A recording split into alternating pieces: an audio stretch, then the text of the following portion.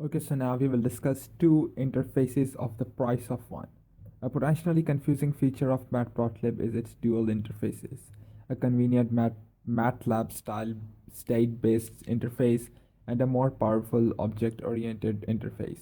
We'll quickly highlight the differences between the here two. The number one is MATLAB style interface. Matplotlib was originally written as a Python alternative for MATLAB users, and much of its syntax reflects that fact. The MATLAB style tools are contained in the PyPlot PLT interface. For example, I will show you code that will probably look quite familiar to MATLAB users. PLT dot create a plot figure. Now create the first of two panels and set current axis. T dot.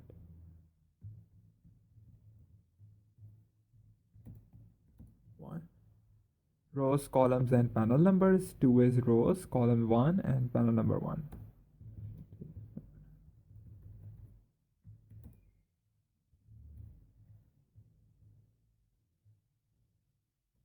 Now create the second panel and set current axis.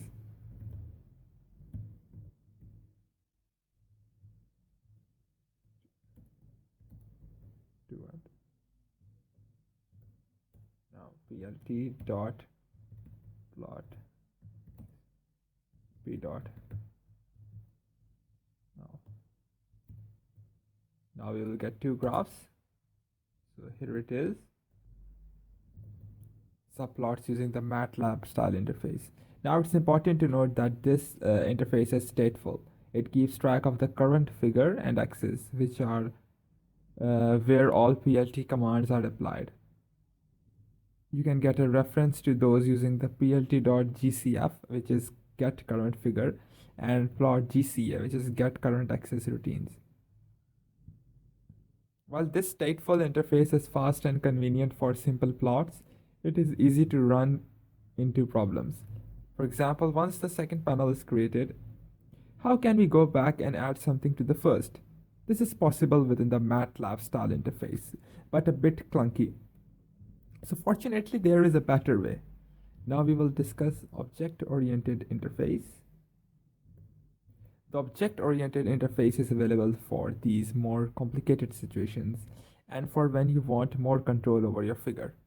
Rather than depending on some notion of an active figure or axis, in the object-oriented interface, the plotting functions are a method of explicit figure and axis objects. To recreate the previous plot using this style of plotting, you have to do this. First, create a grid. Let me show you through comments. First, create a grid of plots, then AX will be an array of two axis objects. AX equals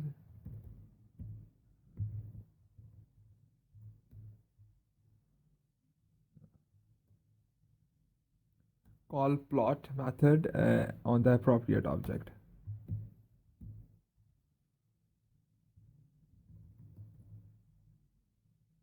Now np dot